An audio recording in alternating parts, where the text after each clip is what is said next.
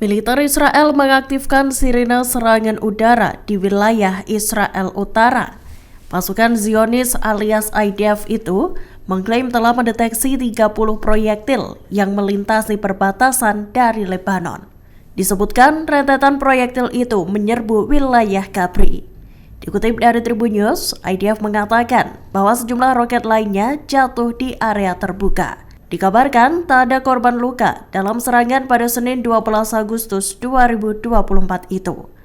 IDF menegaskan bahwa mereka telah menyerang lokasi tempat roket-roket itu ditembakkan. Di sisi lain, Hizbullah mengklaim bertanggung jawab atas serangan tersebut. Perlawanan Islam di Lebanon itu mengatakan bahwa mereka menarget pangkalan militer Israel. Diketahui serangan itu terjadi di tengah antisipasi serangan balasan yang akan dilakukan Iran dan proksinya terhadap negara Yahudi tersebut. Pertempuran antara Israel dan Hizbullah sendiri juga meningkat dalam beberapa minggu terakhir. Pemimpin baru Hamas Yahya Sinwar dikabarkan telah menyetujui rencana gencatan senjata di Gaza. Pesan itu disampaikan mediator yakni Mesir dan Qatar pada para pejabat Israel.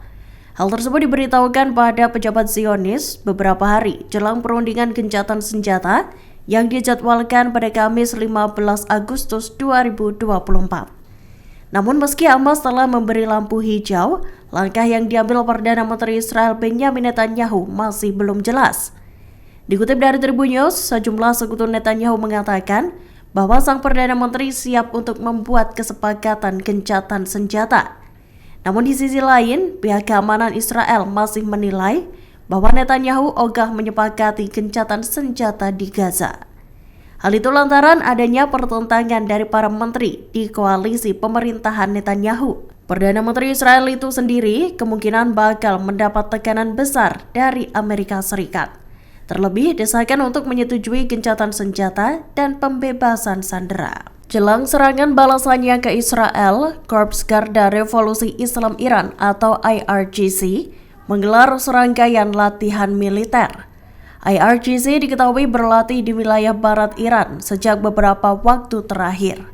Hal tersebut dikonfirmasi oleh Wakil Gubernur Politik Hashir Shirin di Provinsi Kermanshah Morad Babakhani. Dikutip dari Tribun News, latihan besar-besaran yang dilakukan Iran itu berlangsung selama 5 hari. Terhitung mulai tanggal 9 hingga 13 Agustus 2024. Dilaporkan, latihan yang dimulai pada hari Jumat itu tengah berlangsung di Provinsi Barat Kermanshah. Latihan militer itu dilakukan dengan tujuan untuk meningkatkan kesiapan tempur dan kewaspadaan. Seiring dengan hal itu, terdapat ledakan yang terdengar pada Minggu 11 Agustus 2024. Suara ledakan itu diklaim berasal dari latihan militer yang dilakukan IRGC. Perlawanan Hizbullah dikabarkan telah melakukan 10 operasi tempur terhadap pasukan Israel. Rentetan serangan itu dilancarkan Hizbullah dalam 24 jam terakhir. Dikutip dari Sputnik, dari 10 serangan yang terjadi dalam semalaman itu, pemukiman di Galilea Atas turut kena imbas. Sejumlah sistem kontrol visual di perbatasan Lebanon Israel hancur berkeping-keping. Serangan rudal juga menyasar 4 kubu pertahanan militer Zionis. Di daerah Sar, sebuah rudal menghantam konsentrasi personel militer Israel. Pada Jumat 9 Agustus 2024 malam, Hizbullah menggunakan drone untuk menyerang pangkalan logistik militer utara yang terletak di barat daya kota Safed. 16 pemukiman juga turut dihantam rudal Hizbullah.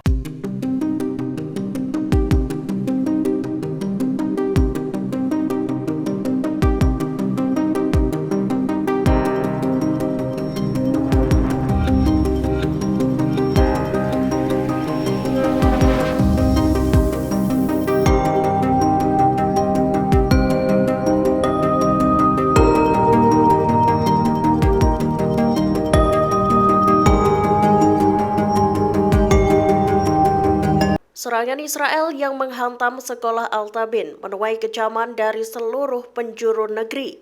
Pasalnya, pemboman yang dilakukan militer Zionis itu menewaskan lebih dari 100 warga sipil Palestina. Dikutip dari Tribun News, pada Sabtu 10 Agustus 2024 dini hari, Pasukan Israel mengebom sekolah yang berada di daerah Daraj, kota Gaza. Pengeboman itu meluluhlantakkan sekolah yang menjadi tempat pengungsian warga sipil Palestina. Dilaporkan Israel menggunakan rudal MK-84 dengan berat sekira 925 kg atau hampir 1 ton dalam serangan itu. Diketahui terdapat 3 rudal yang menggempur sekolah tersebut. Buntut penggunaan senjata itu, Mesir turut mengecam aksi yang dilakukan militer Israel. Mesir menyerukan tanggapan internasional untuk melindungi rakyat Palestina dan mengakhiri serangan terhadap warga sipil yang tak berdaya. Mantan Kepala Divisi Tawanan dan Orang Hilang di Mossad, Rami Ikra, menyebut semua perkiraan Israel soal bos Hamas Yahya Sinwar justru keliru. Menurutnya, Sinwar bukanlah sosok pemimpin yang lemah. Ia bahkan mengakui Yahya Sinwar justru lebih kuat dari Ismail Haniyeh, pemimpin Hamas sebelumnya. Seperti diketahui, Yahya Sinwar menjabat posisi Kepala Biro Politik Hamas seusai Ismail Haniyeh terbunuh di Teheran, Iran. Dikutip dari Tribun News, pernyataan tersebut dilontarkan Ikra merujuk pada kesepakatan gencatan senjata di Gaza. Ia ingin menjelaskan bahwa kesepakatan itu akan segera terjadi. Tak tanggung-tanggung, mantan pejabat Mossad itu bahkan menyebut Israel kemungkinan akan mengalami kekalahan. Menurutnya, di bawah pemerintahan Israel saat ini, IDF tak akan mendapatkan kemenangan jika terus keras terhadap Hamas. Sayap militan Hamas Brigadir Al-Qassam merilis video pertempuran mereka. Rekaman itu mencakup adegan saat pihaknya menarget bangunan persembunyian pasukan Israel. Penyergapan itu dilakukan Al-Qassam pada Jumat 9 Agustus 2024 di lingkungan Tal Al-Sultan sebelah barat kota Rafah. Militan Palestina itu mengintai gerak-gerik 9 tentara IDF yang bersembunyi di bangunan tersebut. Dalam video yang dibagikan pada Minggu 12 Agustus 2024 itu, Al-Qassam menggempur sekelompok tentara Israel menggunakan 2 peluru TBJ.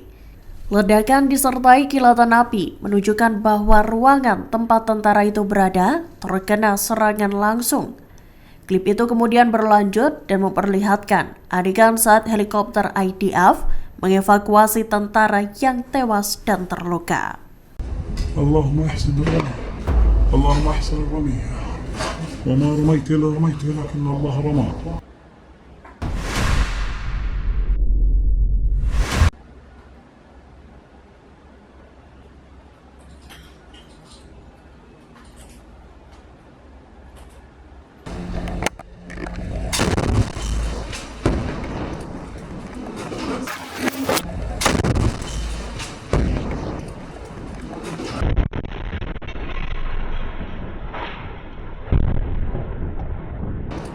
الله أكبر الله أكبر الحمد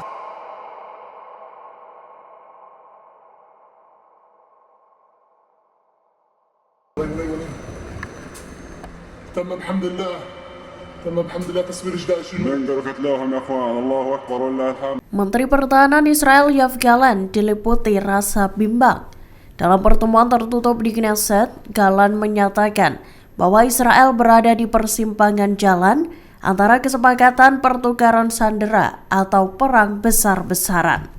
Gallant menyatakan prioritasnya adalah menyelesaikan kesepakatan pertukaran sandera dengan Hamas. Dikutip dari Tribun News, Israel mengklaim memprioritaskan pemulangan sandera Israel yang ditawan di Gaza. Prioritas itu akan dilakukan baik secara militer maupun lewat perundingan. Gallant menyatakan pasukan Israel sudah memperkuat diri. Persiapan itu dilakukan untuk menghadapi serangan balasan yang akan diluncurkan oleh Iran dan proksi-proksinya. Ia lantas menegaskan bahwa IDF bakal menghadapi serangan balasan itu. Download Tribun X sekarang, menghadirkan lokal menjadi Indonesia.